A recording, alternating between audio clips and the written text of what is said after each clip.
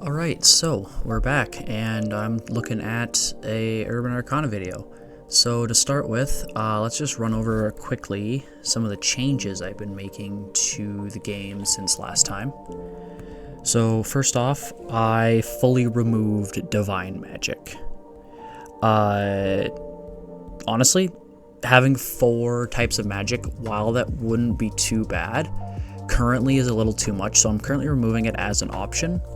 And for now, spells will be distributed among the other 3 types and will be not rectified in the lore, but it will definitely be potentially like a subtype or a subsystem of some kind, potentially being re-added in the future. The second thing that's happened is alongside the changes to removing Divine Magic, I have given myself the chance to expand the spell list. The spell list is now not huge, but it's definitely much bigger. And with the expansion, I've been testing out and practicing balancing spells. So they're not great so far. Like, a lot of them are still pretty weak. Like, I'm mostly doing beginner spells because I don't have a plan for what high-end abilities will look like. I haven't fully developed the magic system, so it's not fully there, but the basics are in place.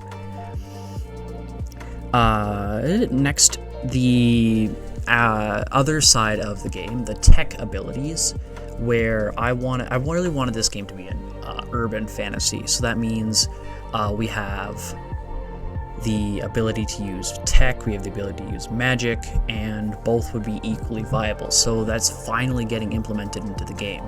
I'm working on tech abilities, which are currently divided into 3, similar to magic, with hacking. Let's see here. Yeah, hacking is the first one. It will be pretty much exactly what it sounds like. It'll be used for hacking enemy defenses, disrupting cybernetics, getting into places, and most of its abilities will be utility focused. There's drone abilities, which are going to be involving being able to deploy and control and utilize drones. And where is it here? I'm looking at my script and I don't see it. Oh, cybernetics. Cybernetics are going to be one of the new augments. So I'm making 2 augments. I'm making rune augments, and I am making cybernetic augments, and those augments will be available later. They're kind of a down the line feature, but the groundwork is now in place for them.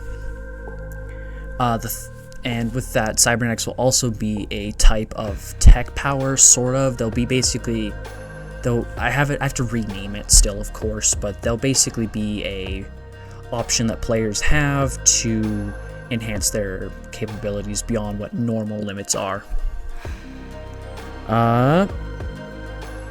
So another thing we did is we've changed the dice system. Originally I was going to do a D10 system where you had the rule of cool in place to allow for expanding your dice pool to roll better numbers. I've decided to change that fully to a D100 system, and that is still going to have the rule of cool, but it's going to be a little different now. Rather than permanently expanding your dice pool, it's going to temporarily give you an extra die.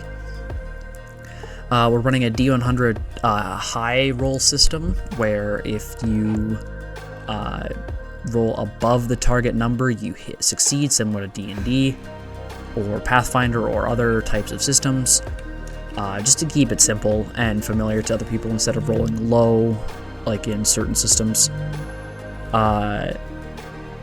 I've also added the bestiary finally. The bestiary started. It only has 2 monsters in it at the minute. Literally just a wolf and a basic spellcaster who does not have spells yet. Oops. And yeah, so that's now in the game. If we're going into more of the mechanics, I've revised and implemented death marks again, kind of. So death marks originally had one use to stabilize a character when they died. if you were in the dying state, but before you did your first check, you could spend a death mark and stabilize yourself, and you got up to 8. You got a random number at character creation, and then went from there. That has changed. Now it is a guaranteed 8 death marks. And when you go down, this is where it gets interesting. You actually would roll a D100. And currently the check is 80 plus 5 for every perk. So it starts 80. If you roll above 80, you spend 2 death marks automatically. And then those death marks give you a perk. It could be something like armor against that specific damage type, or extra evasion, or a specific skill. It'll be something specific. I have to work on the actual mechanics behind perks and what they'd be. They'd be a little more powerful than most skills, but I don't know where they kind of fall on the skill level. But yeah, they would exist. If you don't happen to get a perk, you just spend 1 death mark as normal and then stabilize. If you go down again, you would gain a second perk if you spent 2 death marks, but the check would be now 85, 90, 95, and 100 respectively. You could only get up to 4 perks. If you can't spend 2 death marks on a perk, you do not get the perk. That is something I am hard saying no to for now. It might become a soft no later, but for now, it's a hard no.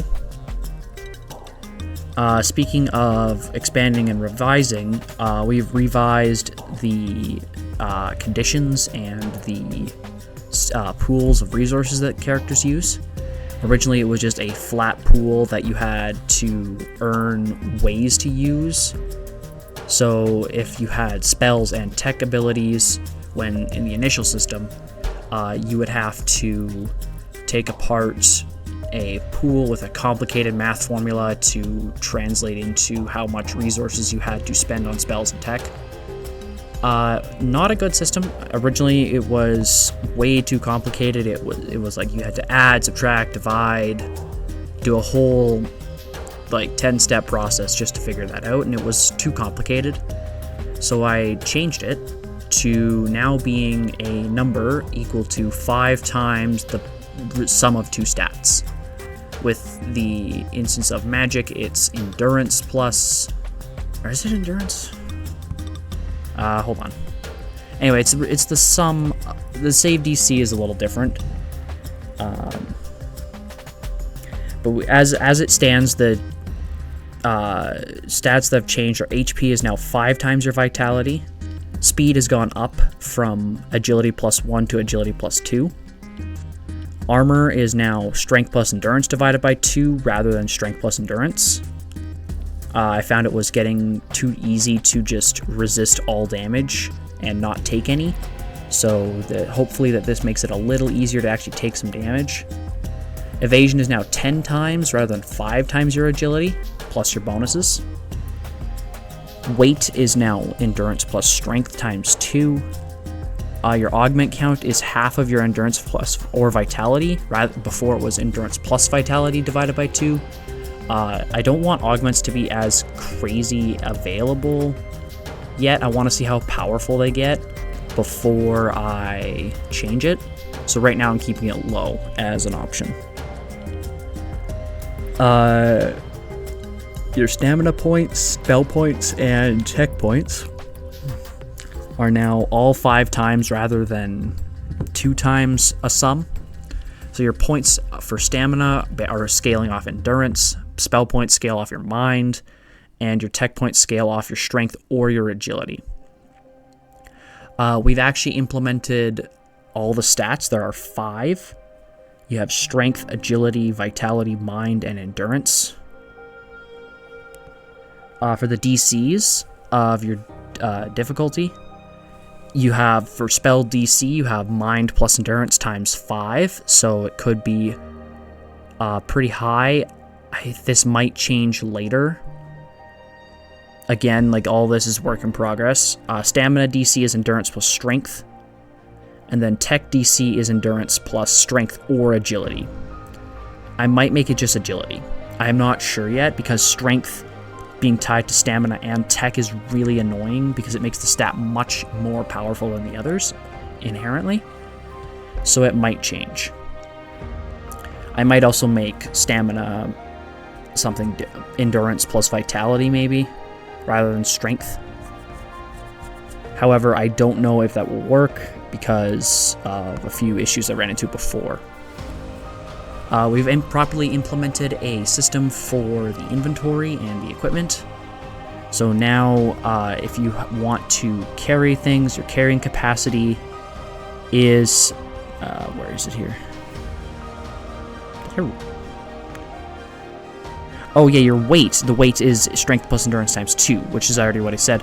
But now that if you reach 100% weight capacity, you suffer a little bit of evasion penalties and your speed is halved. And you're at 150% weight capacity, you suffer from minus 10 evasion, and your speed is reduced to currently 1, which is actually going to change. I might make it to 2. So you just don't add your agility any longer. And at double your weight capacity, whatever it is, you cannot move and suffer minus 15 to your evasion. Equipment no longer counts towards carrying weight, as I found that it was much too difficult to balance. So equipment weight does not matter, just whatever is in your inventory. Evasion is being 10 times your agility is based on the fact that we're now a D100 system rather than a D10, 2D10 system. This is mostly because if you were doing 5 times your agility and you capped your agility at character creation, which is 5, you'd only have 25 evasion. Now you could have up to 50, which is still, it means you have a 50% chance of being hit. But honestly, with some of enemy abilities being available, I don't think that's an issue. This might change, this might not, but we'll see. Status effects are now in the game. There's only a few so far with actual abilities, but the ones that do have exist with abilities are withered, paralyzed, bound, and immobile, and poisoned. Those will actually have a dedicated video on conditions once I have more on them. I'll probably make a positive and negative conditions video or split it up into 2 pieces. We'll see from there. As for features and abilities, we've expanded the amount we have, and I've expanded the number of types of abilities, not really in the way that they're categorized, but I've given a few types of tags to abilities that I can start adding to remember, like, oh, this ability does X, this ability does Y. However, they're not all available yet. As for weapons, this is where the stamina system comes in now. The stamina system is actually going to be how I change weapons. Now, whenever you attack, you have the option to use weapon skills, similar to Ashes of War from Elden Ring or Dark Souls, where you can give a weapon a skill, and over the course of a full rest, which is the equivalent of like a long rest in D&D, and what that would do is you can use that skill during combat. Like I said in a previous video, the system for Urban uses a 3-action system, and during the time you're using that system, your actions, most weapon skills cost 1 or more actions, or 2 or more actions, sorry. They also cost stamina points rather than spell or regular or tech points, because they're tied to your weapons, they're tied to your stamina, stuff like that. When it comes to techs, currently there's only 1. Spells have expanded quite a bit. I think that covers almost everything. Skills have expanded a little bit. Damage has been actually implemented, like actual damage types. So similar to D&D, we have strike damage, pierce damage, and slashing damage. And then there's fire, lightning, magic, poison, radiant / holy damage. I haven't decided which one I want to name it. Necrotic damage and acid damage. I think we don't need psychic damage, force damage, and similar. unless I absolutely need it. I don't think I want to pull from D&D that much. If there's precedent for it, I might add psychic damage, but I think from there, we don't need to worry about it. But yeah, that covers the majority of the changes. We have changed some skills to weapon arts and weapon arts to skills, like if just a few have gone back and forth. The final thing that's changed is we now have added the overcharge system, which I briefly discussed, but basically you can now, on tech abilities and spells specifically, I haven't worked out if I want to use it for weapon arts. I probably will. You can now increase the cost, either to increase the amount of time, but always the amount of points it takes. You can overcharge the spell. When you overcharge the spell, and you have to declare it beforehand. You're like, okay, I'm going to cast this spell. I'm going to cast Fire Lance, and I'm going to overcharge it. I would pay the increased cost, and then if I succeed, the spell does additional damage, and its effects are more potent. However, if I fail, I would take the backlash. In Fire Lance's or Flame Lance's case, the backlash is unreduced amount of fire damage. Meaning unreduced damage is just any damage, which I'm probably actually going to change that to armor piercing damage, because it pierces your armor. It ignores what armor you have. If we go to tech abilities, for the only one I have so far, Malfunction Mine, which is basically like a proximity mine EMP type ability that works on both tech and magic. If you overcharge it, it now increases the duration that the effect harms your target.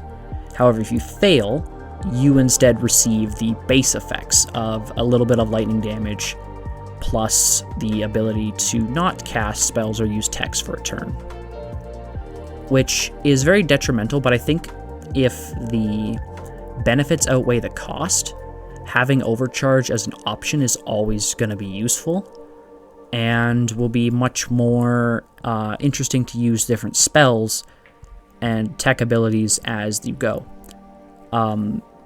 Conversely, because I've overcharged things, that's part of the reason I've increased the HP and some of the other abilities, or changed some armor, stuff like that, in order to be more balanced, but we'll see.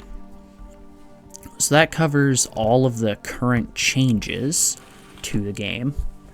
And now we're going to be talking about a little bit of the upcoming intended path for where I want to take the game.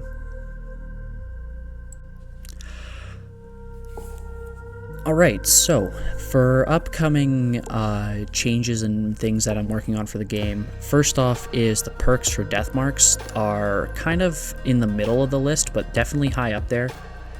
They are something that needs to be kind of ready for playtesting whenever I start doing that again, which isn't available to the community yet, which I want, because I want it to be in a at least semi-ready state before I do that, and then we'll go from there. Second is aura effects. I want to make auras similar to paladins, or like I guess a good way to explain it would be like, imagine a domain expansion from Jujutsu Kaisen, but instead of being just an area, you can make like it follows you, sort of like a little battlefield nexus that you run around with. I haven't named them yet, unfortunately. Nexus just kind of feels weird to call them, so I'm just kind of calling them auras. I'm developing a system in place to allow a DM to come up with their own skills, spells, tech abilities, stuff like that. It's kind of a general guideline that can be followed to set up a proper ability balancing system. Weapons are being properly developed. We have weapons skills, we just don't have weapons themselves. I plan on including several weapon types in the initial wave of like that I do for a passover of this system. Daggers, straight swords, thrusting swords, colossal swords, which, saying it out loud does definitely sound like an Elden Ring inspiration, but that's definitely where I wanted to take it. I want every weapon to have like a specific category, and then you can just kind of either make it up of what kind of weapon it is, or just use that weapon type as a base. And then it also determines what weapon arts you can use. For the lore, we have a bit of the courts and things are getting expanded on, as well as the Veil is getting expanded on. Proper dedicated videos to as much information as I can on them is coming, but I don't know how long it'll take for them to come out.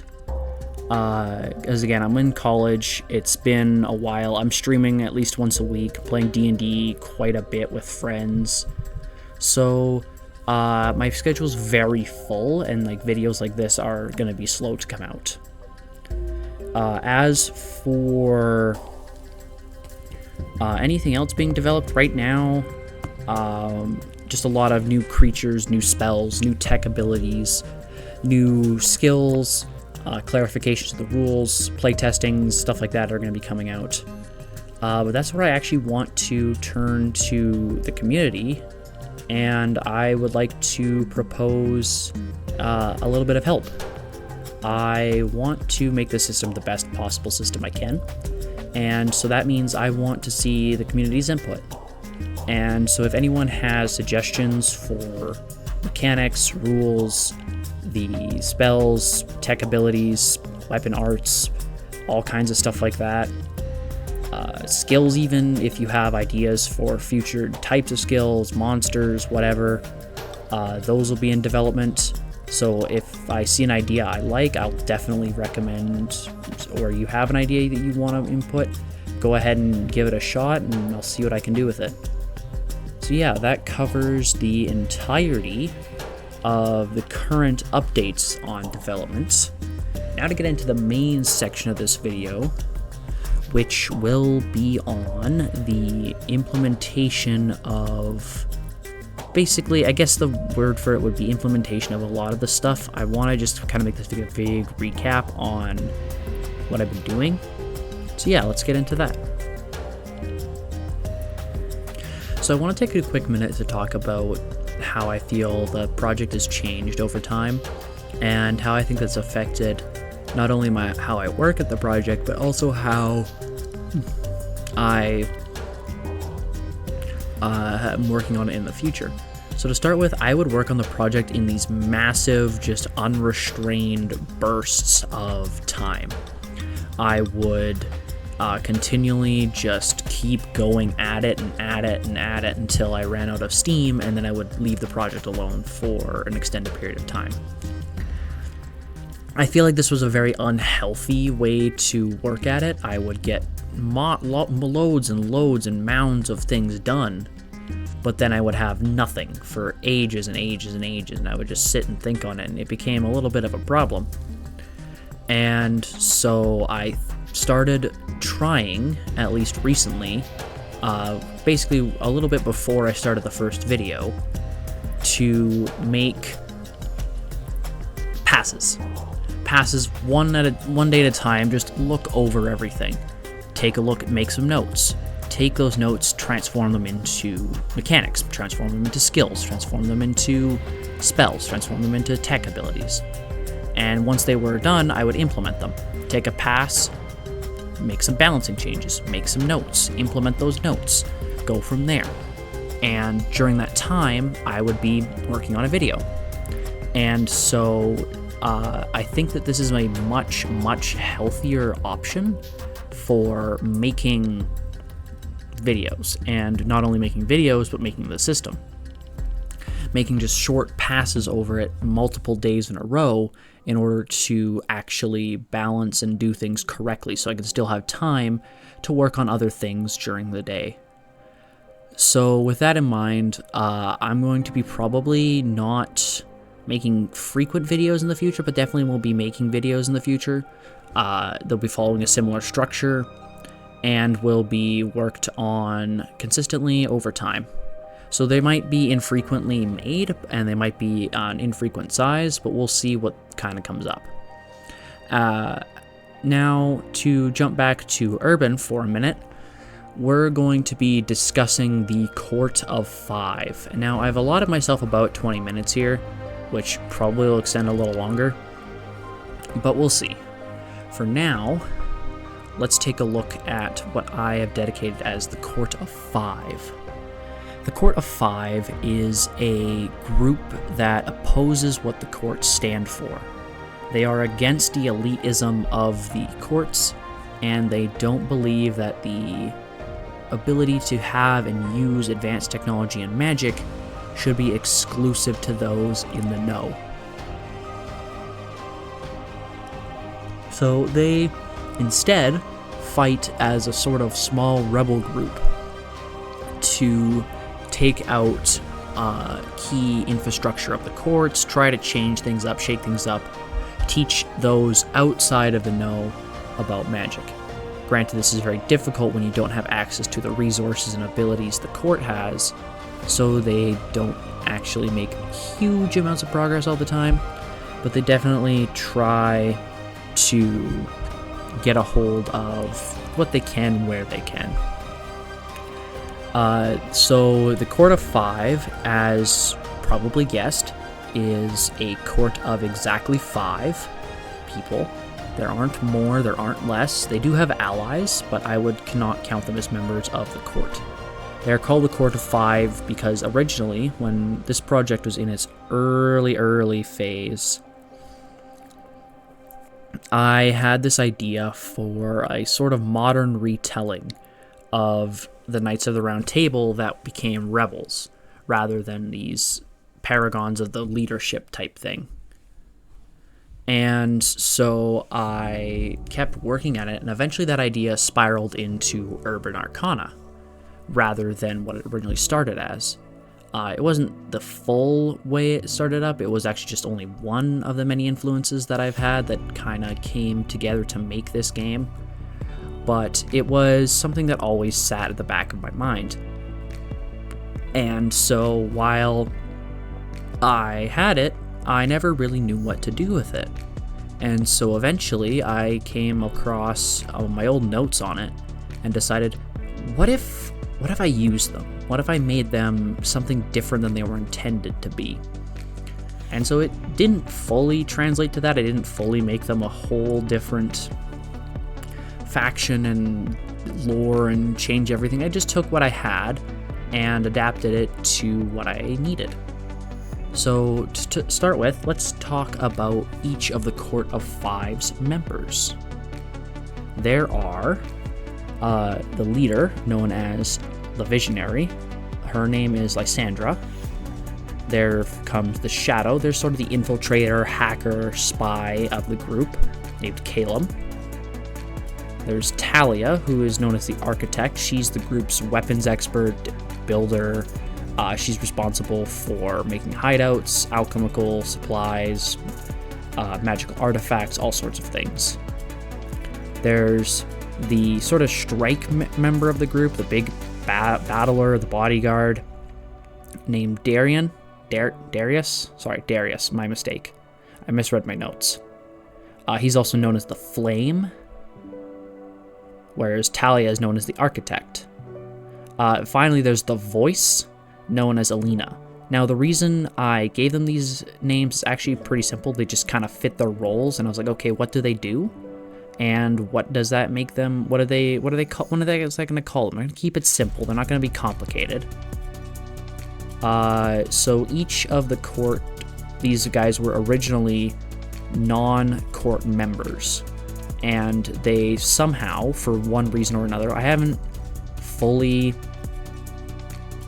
developed backstories for them. The brief notes I have is that they all at one point served a different member of the different courts, and then rebelled in forming the Court of Five. So Lysandra originally served the Queen's Court, Calum served the Jack's Court, Talia once was part of the King's Court, Darius was part of the Rook's Court, and Alina was part of the Bishop's Court. and each of them, for one reason or another, left their court and became the Court of Five. I plan on doing a more in-depth look at the faction leaders, and when it comes to that, I'll talk about the Court of Five and their backstories in a bit more detail, but what I'll go into now is just kind of a rough pass that I've given. Lysandra is known as the Heart of the Five, a strategist and philosopher with divination magic. She was a former high-ranking member of the Queen's Court, using her visions to guide diplomatic meetings and sway the things in the court's favor. However, she grew tired of their manipulation and visions of grandeur. Her magic, allowing her to peer into possible futures and reading the path society might take, gave her a powerful strategic edge and became a very powerful operative. One day, she saw a future where things were different and decided to embrace it. And now, she has left the court and uses her powers to guide her friends on their path to making that vision a reality. Calum, as a member of the Jack's Court, operated as a spy. He would blend into shadows, disappear, and use his advanced technological cloaking device and shadow manipulative magic in order to hide and sneak around, gathering intelligence from other courts, stealing secrets, and other such things. He believes that the loyalty of corrupt rulers is wrong, and when Lysandra approached him secretly in order to offer an alliance, he joined her. Talia was once a member of the King's Court, crafting devices and operating enchanted structures to help maintain dominance. Now, she uses her structures to build hidden sanctuaries, places where the Court of Five is able to use their abilities to help people rather than hide. She also has in-depth knowledge of many of the court's buildings, as she's designed a fair few of them. And she uses that information to help disrupt infrastructure and cause problems for the other courts. She's a talented ward creator, able to make technological and magical defenses all on her own. And she uses her abilities to create and draft new magical gear that the court uses in order to accomplish their missions. She dreams of a world where magic is no longer hidden, but a tool to improve life. Darius left the Rook's Court in literal flames. He was originally an enforcer who constantly was involved in plots of betrayal and deception and lies that he grew tired of. He serves as the group's warrior and battle tactician and is in charge of raids, using Lysandra's visions to guide them on the best method of exploiting their enemy and causing them the most damage possible.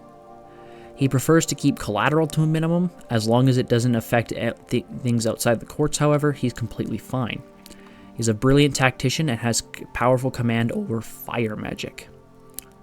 He is very direct and believes that through battle and direct action, the courts can be dismantled. He wants to start a rebellion and is a little bit standoffish with the court. For Alina, the voice, she works as a diplomat and was originally a member of the Bishop's Court who served as a healer.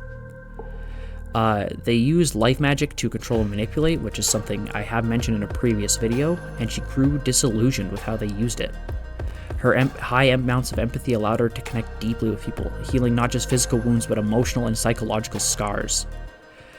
She serves as the court's meeting person. She interviews and discusses things with allies and tries to make things easier with non-court related members.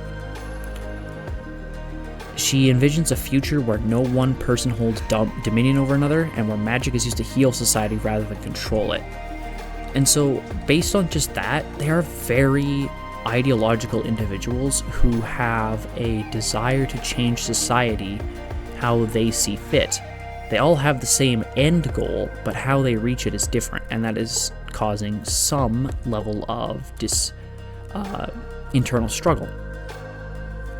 On top of that, this court, being a rogue court, doesn't share the same amount of privilege and ability as the main courts, so they are lacking in resources.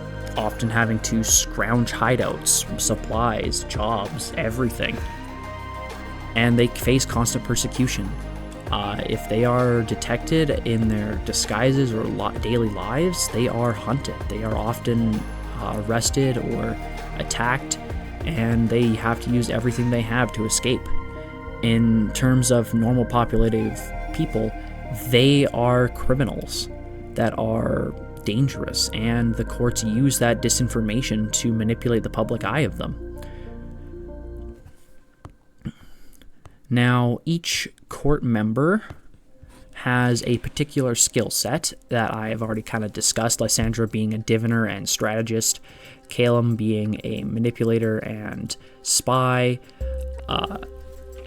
Darius being a warrior and battler, and Talia being a healer, and then Alina being a healer, and Talia being a builder and artificer. They all have their own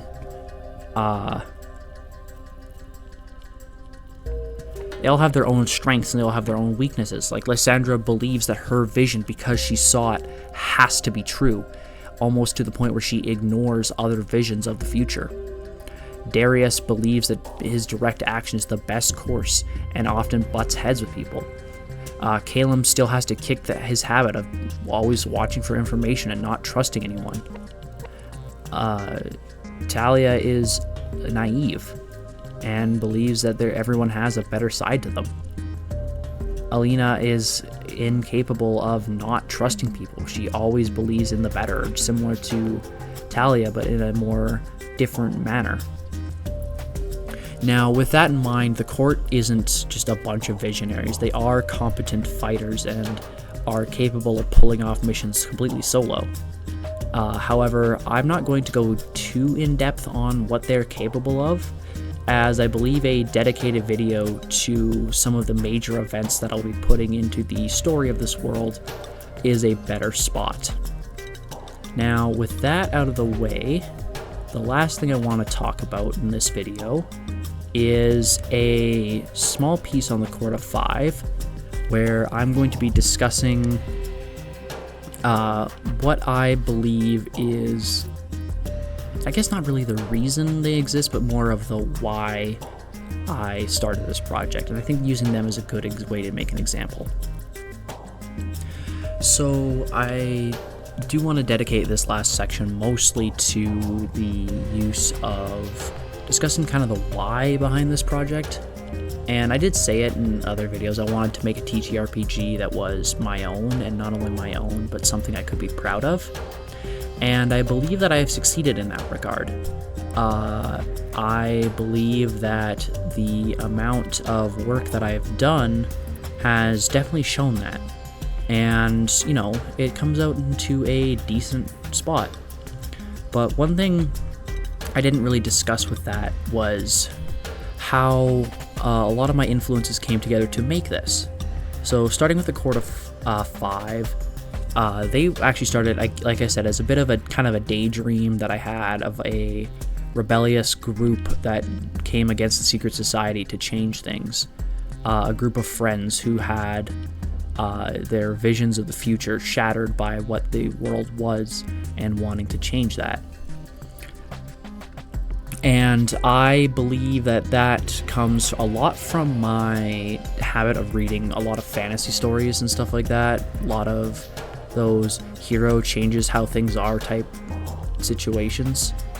Now, the Court of Five specifically was influenced by a lot of things, but I wanted to really take some time out to talk about where the Court of Five started and where it is now. So originally the Court of Five was a group of 5 unnamed, unknown people to me. It was just faceless people. They didn't have names, they didn't have powers, they were just a group of people in armor that fought against the courts, which is, I think, a fairly standard version of what things could be. Now, once we got to starting Urban, that sort of changed a little bit. I turned them into a rebellious court, and that started with making them actually people. Giving them names, giving them personalities, giving them movesets, giving them preferred weapons, giving them some skills. And I think that when I actually release the game, or at least the playtest of the game, they are going to be in an NPCs category of high-ranking enemy NPCs that you could definitely use on your adventures. Now, I don't think they'll be the most broken things on the planet. I definitely want to avoid that. I've been on the receiving end of too many DMPCs that are just too powerful, and I don't like that. So they are going to be definitely on the back burner until I kind of figure out a way to balance everything. Now, once I had the foundations laid down, I actually turned to a lot of my friends to start making the NPCs for this out of actual player characters and OCs I made. I started by utilizing the idea that if I can make it in another system, I can then translate it to Urban and use that as my basis.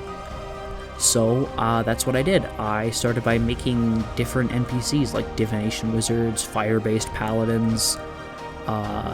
I made a soul knife rogue. I made a sniper. I made all kinds of characters, and I just started to look at them and say, okay, what fits the court?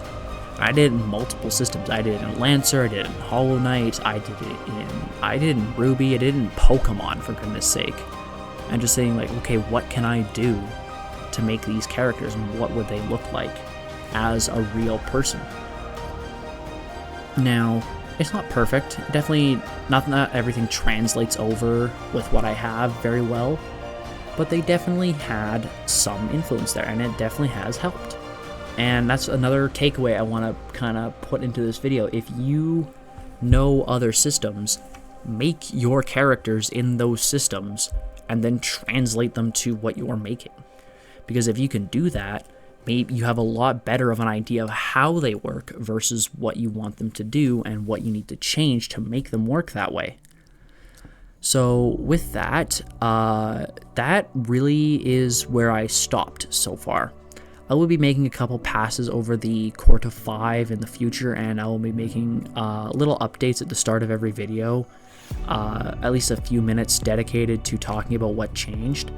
Lore-wise and mechanics-wise, I will basically dedicate a little bit of time out of each video. If it's lore, I'll be dedicating a time to talk about lore changes, and if it's mechanics like this, I'll be talking about mostly mechanics. So yeah. That covers everything I wanted to talk about today. For the most part, there's a few things I didn't get to, but I think they're best suited for another video, which will come in the future. So with that, I will be signing off. I'm thanking you all for listening, and I hope that you liked the video. If you do have any suggestions for ways to expand the game, options for lore, NPCs, stuff like that, feel free to leave them in the comments. I would love to see what your ideas are, and I might even add them with a little bit of a credit to you in the actual game. So yeah, with that, I'm signing off now, and I will see you in the next one. See ya.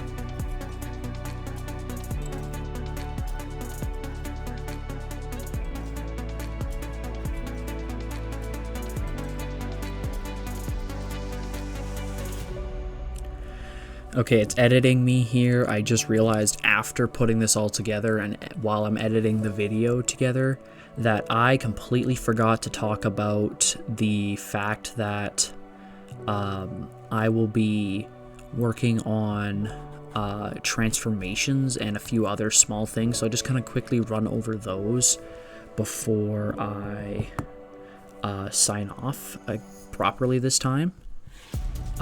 So for starters,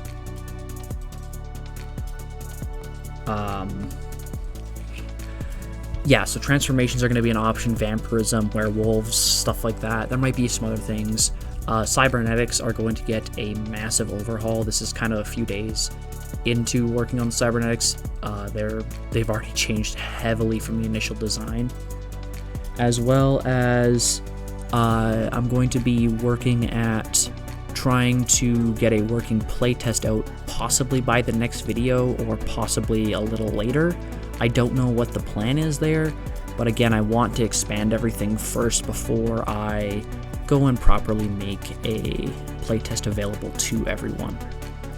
As I said, the system is going to be classless and levelless, so you're going to earn XP and then you can spend that XP on things. However, XP is not balanced yet. I haven't worked out a proper system for determining how much XP is translated to how strong of a skill it is. However, it is in the works, but if you do have an idea, I will be putting up a rough skill structure on the document, and we'll be eventually posting it for public look at some point. So if you want to, again, suggest anything, that will be available to anyone in the comments.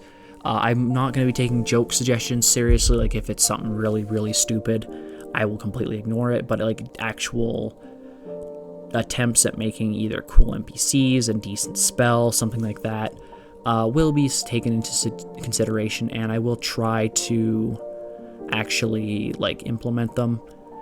So we'll see. Summoning is also in the works. I forgot about that. Summoning was going to be something that I wanted to make work. It's going to work very similar to D&D's Tasha spells, because I think that's a very useful way to summon things. You get one summon, it has its own stat block, it scales with how powerful the spell is, whatever.